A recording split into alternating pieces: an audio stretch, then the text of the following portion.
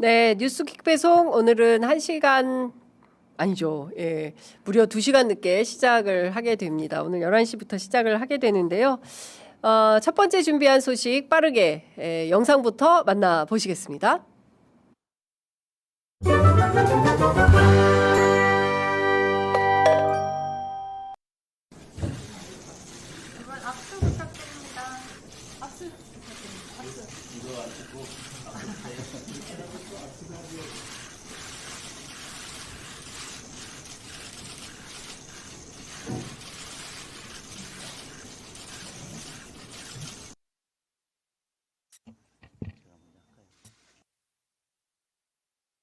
오늘 정기국회 개원식이 있습니다마는 아직 여야가 손을 잡기에는 거리가 너무 먼 것 같습니다. 이렇게 민생이 타들어가고 있는데 더불어민주당에서는 우리 국민의힘을 향해서 과거와 단절해야 된다 이렇게 계속 말씀을 하시면서도 내란 특별재판부를 만들겠다. 언론에서조차도 위헌적이라고 하는 내란 특별재판부를 만들겠다 이렇게 지금 강행 예고하고 있고 거의 수사가 마무리된 3대 특검을 또 연장하겠다 이렇게 또 강행 처리를 또 예고하고 있고 지금 과거의 일로 무리하게 야당을 공격하는 거에 집중하고 있는 것이 아닌가 또 그러면서 저희 야당에서도 또 여당과 협치의 손을 내밀지 못하고 있는 것이 아닌가 하는 안타까움이 있습니다. 특히나 오늘 정기국회 개원식이 있는 날이어서 국민들께 죄송스럽고 무겁다는 마음이 무겁다는 말씀을 드립니다. 네, 앞서 보신 영상 그림 그대로 국민의힘 장동혁 신임 당대표가 어제죠. 김민석 총리 예방을 받고 웃고 싶지만 웃을 수 없는 난감한 처지의 곤란함 표정 그 자체가 이어지고 있습니다. 댓글창에 장동혁 얼었어 크크크 이렇게 의견을 남겨주셨는데요.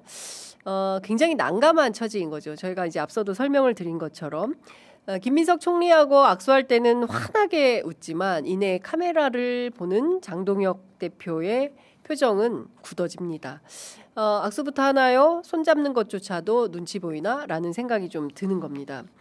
현안이 있죠. 첫 번째 민주당에서 주도하는 내란 특별재판부. 국민의힘 입장에서는 달갑지 않은 겁니다. 2시간짜리 계엄이 어디가 있어. 대충 뭉개고 넘어가자. 비상계엄 그거 뭐 그냥 해프닝에 불과한 거 아니야? 그걸 가지고 무슨 이렇게 끊임없이 파고들어 라는 식의 발상을 국민의힘과 장동혁 대표는 하고 있는 것 같습니다. 3특검 연장? 이거 하면 계속 수사하겠다는 건데 그러면 곤란한 거 아니야? 라고 얘기합니다. 과거의 일로 무리하게 야당을 공격하는 데 집중하고 있다. 이런 주장을 하고 있어요. 이게 무슨 30년 전, 50년 전 정말 캐캐묵은 과거의 일입니까? 불과 8개월 전에 온 국민을 상대로 총뿌리를 겨누었던 내란 세력이 여전히 잔뿌리들이 살아서 도처에서 자기 역할을 하면서 기사회생하려고 하고 있는 거 아닙니까? 그렇기 때문에 지규현 판사도 올바로 된 판단을 하지 않은 채 판사 재판을 차일피일 끌고 미루고 있는 거 아닙니까? 그렇기 때문에 더 혹독한 감시가 필요하다. 왜 지규현의 룸살롱 사건에 대해서는 지금 이 순간도 우리 법원이 아무런 입장이 없는가? 무려 650만 원에 해당하는 향응을 받은 그런 판사에 대해서 우리 법원은 왜 징계조차 하지 않는가? 그 사실관계를 명명백백하게 왜 조사를 통해서 밝히지 않는가? 벌써 5개월이 넘도록 우리 법원은 뭘 하고 있는 건가? 법원이 너무 무능하다. 이래서 법원 믿을 수 있나? 라는 비판이 쏟아지고 있음에도 불구하고 장동혁 대표는 모든 일을 과거의 일로 퉁치고 넘어가자라고 주장을 하고 있습니다. 있을 수 없는 일이죠. 그러면 장동혁 대표는 왜 그런지에 대해서 정치권 주변을 제가 취재를 했습니다. 일단 김민석 총리는 확실한 미션이 있었던 것 같습니다. 일단 이재명 대통령이 정상회담 끝나고 나자마자 가장 먼저 챙긴 것은 바로 여야 특히 여당 대표, 신임 대표 누가 되든지 간에 빠르게 만날 것을 촉구했죠. 그런데 신임 당대표가 된 장동혁 대표의 일성은 이런 것이었습니다. 죽기를 각오하고 이재명 정부와의 전쟁을 벌이겠다는 것이었습니다. 1대1 회동 하더라도 여야 회동 이후에 1대1 회동을 반드시 해야 된다. 그렇다면 만나주겠다라고 조건을 걸었죠. 제가 여당 사이드 국민의힘이 아니라 대통령실 주변 취재했더니 이런 얘기를 합니다. 대통령 입장은 오케이 할 거다. 장동혁 대표하고 만나고 또 정청래 대표, 장동혁 대표 셋이도 만나고 둘도 만나고 셋도 만나고 뭐 계속 만날 것이다. 뭐 그런 거에 연연하는 분은 아니다.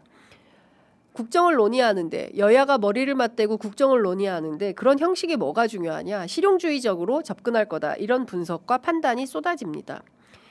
실제 정치권 안에선 이런 얘기가 나옵니다. 어쩌면 장동혁 대표는 얼른 이재명 대통령을 만나서 한일 정상회담, 한미 정상회담, 후일담도 듣고 싶고 트럼프하고 얽힌 에피소드도 알고 싶고 이시바 총리가 어떤 사람인지도 궁금하고 만나고 싶을 거다. 그리고 대선 준비한다는 소문이 곳곳에서 터지고 있습니다. 장동혁 대표의 꿈은 대통령이다. 이런 얘기가 나오고 있거든요.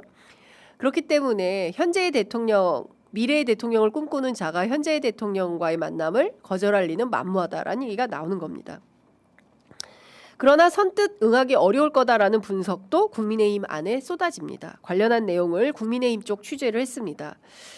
앞서 우리가 잘 설명해 드린 것처럼 장동혁 대표는 전한길 씨 등 극우 유튜버들의 힘으로 당선이 됐죠.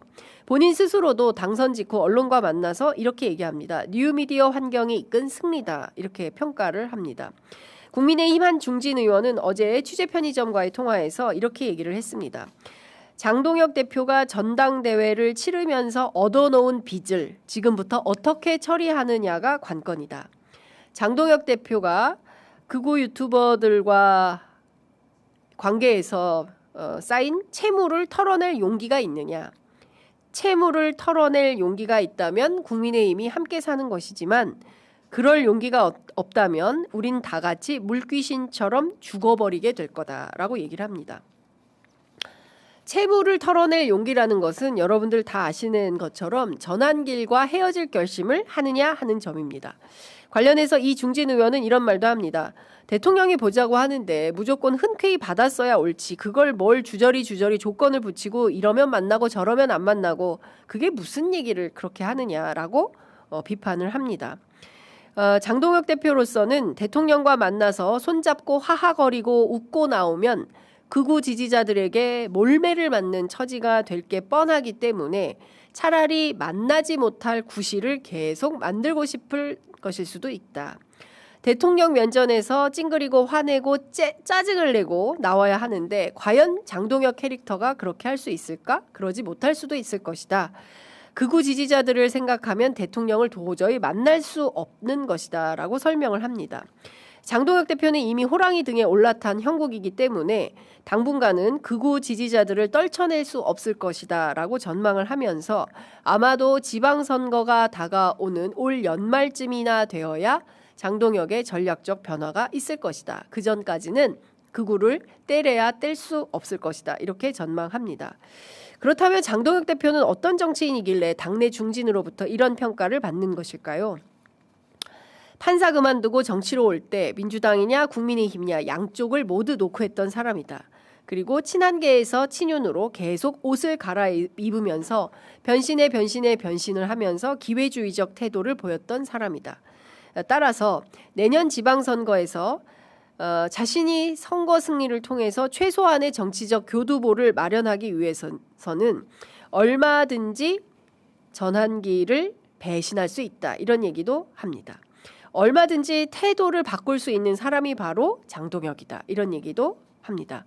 그렇다면 장동혁 대표는 카멜레온일까요? 그때그때 옷을 바꿔 입는?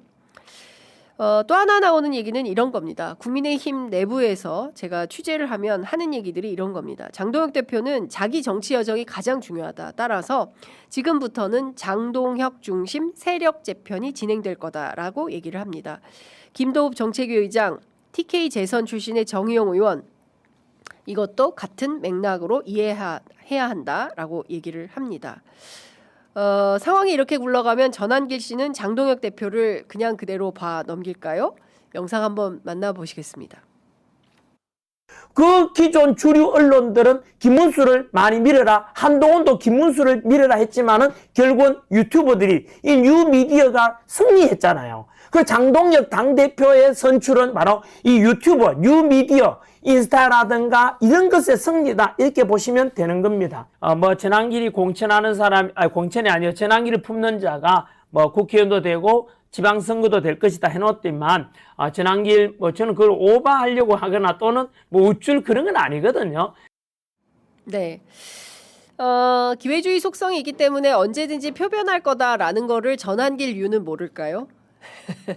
네, 그거 유튜버들도 알겠죠. 네, 당장 이번 주 목요일에 집회를 잡아둔 터라는 거 아니겠습니까? 중요한 포인트는 국민의힘의 갈등은 끝간데 없이 계속될 것이라는 점입니다. 윤어게인 하겠다는 세력과 내부에서 조금이라도 중도 우쪽으로 가야 된다라는 주장이 계속 갈등하면서 국민의힘 그 자체로 스스로 문을 닫는 길로, 자멸하는 길로 갈 수밖에 없겠다라는 생각이 좀 듭니다. 앞으로 장동혁 대표에 대해서 전한길 씨를 포함한 극우 유튜버들이 배신자라고 낙인 찍고 이를테면 반대운동 또는 퇴진운동을 할 때 과연 장동혁 대표가 어떻게 나올지 그것 또한 중요한 관전 포인트가 되지 않을까 싶습니다. 자, 두 번째 준비한 뉴스 빠르게 보겠습니다.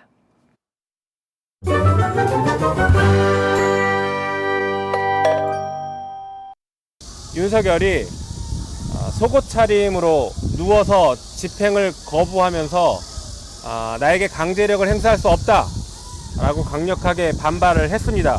그러면서 몸에 손대지 마라 라고 하거나 변호인을 만나겠다라고 하는 등 반말 위주로 집행을 거부하면서 저항을 했습니다.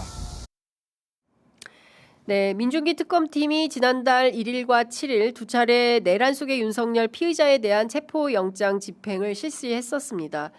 두 차례 모두 무산된 사실 여러분들 잘 알고 계시지요?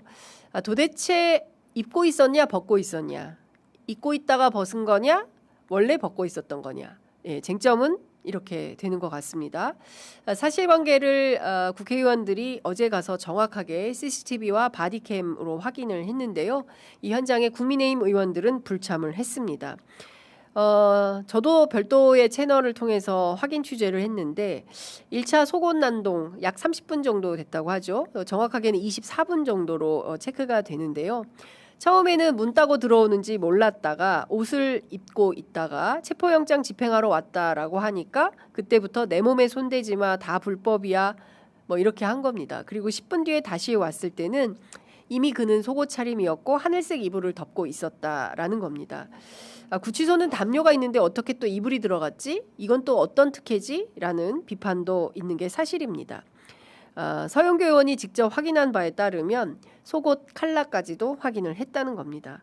반말과 존댓말을 섞었는데 대체로 반말로 부하 다루듯이 아직도 본인이 대통령인 양 행세하는 모습에 기가 막혔다라고 표현을 합니다. 8월 7일 두 번째 집행 때는 아예 온다는 걸 처음부터 알았던 눈치인지 성경책처럼 커다란 책을 펴놓고 있었다라는데요.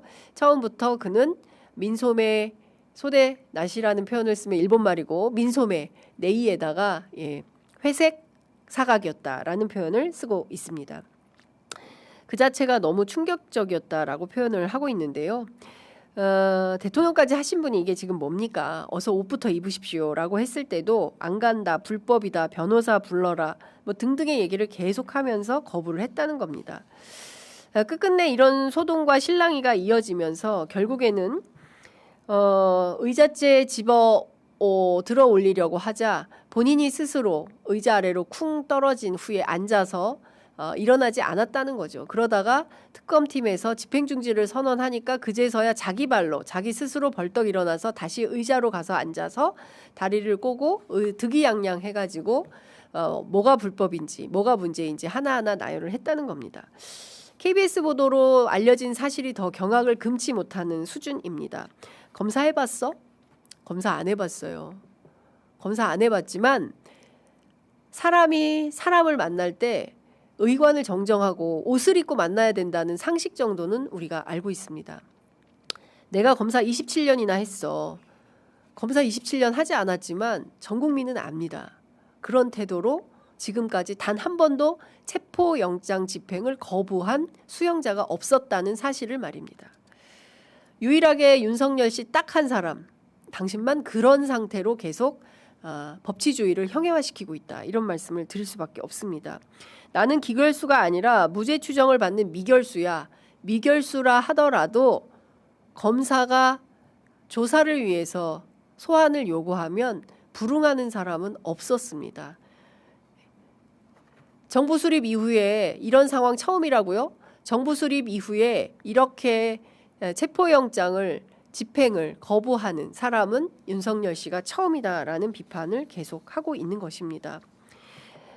많은 사람들이 새로운 사실을 알게 되는 것 같습니다. 검사 출신이고 평생 검사만 했고 심지어 검찰총장의 대통령까지 지낸 사람이 내 몸에 손대지 마. 내 몸에 손대는 순간 다 불법이야. 라고 주장을 하면 버틸 수 있구나. 그러나 평범한 사람들은 버틸 수 있습니까? 나오라고 하면 나가고 들어가라고 하면 들어가고 이렇게 살고 있는 평범한 시민들의 입장에서 단 한 번이라도 전 국민을 대변해서 온 국민을 위해서 봉사한다고 그토록 주장했던 윤석열 씨 입에서 이런 말도 안 되는 소리가 나온다는 것 자체가 국민들은 왜 늘 부끄러움은 국민들의 몫이냐라는 말을 하지 않을 수 없는 상황까지 이르렀다라는 생각이 좀 듭니다. 희한하게도 대한민국의 법치주의는 윤석열 문 앞에서만 멈춘다라는 생각이 좀 듭니다. 그러면 윤석열 문 앞에서 이 문지기 역할을 하는 사람들은 누구일까요? 바로 지귀현, 조희대 이런 사람들이 문지기 역할을 하고 있구나라는 사실을 깨닫게 됩니다. 자, 대한민국 국민들은 이런 법치주의를 언제까지 허용하시겠습니까? 네, 오늘 준비한 뉴스 퀵배송은 여기서 마무리하겠습니다.